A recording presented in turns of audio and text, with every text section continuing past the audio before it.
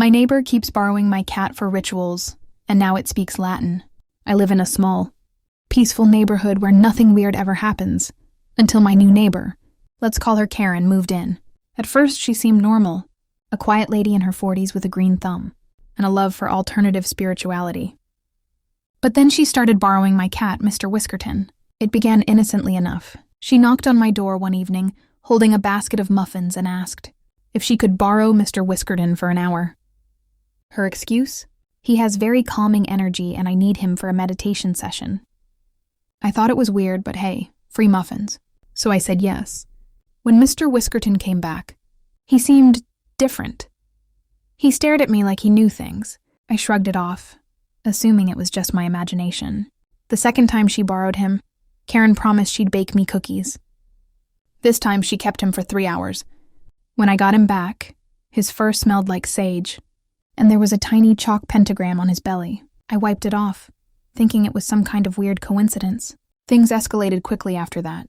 Karen started borrowing Mr. Whiskerton almost every other day, and each time he came back, he was weirder. One day, I caught him standing on the kitchen counter staring at a candle, flame like he was trying to control it with his mind.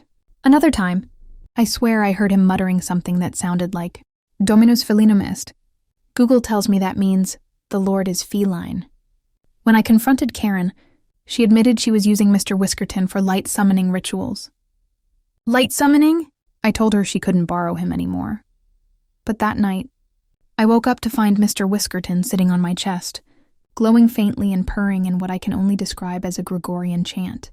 The next morning, Karen showed up at my door with an entire cheesecake, begging to borrow him one last time.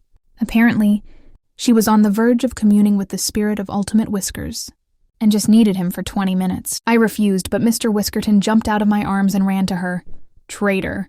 When he came back later that night, he opened the door himself. Just pawed at the handle until it swung open.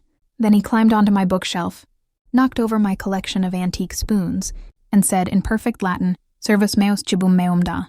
Translation, servant, give me my food.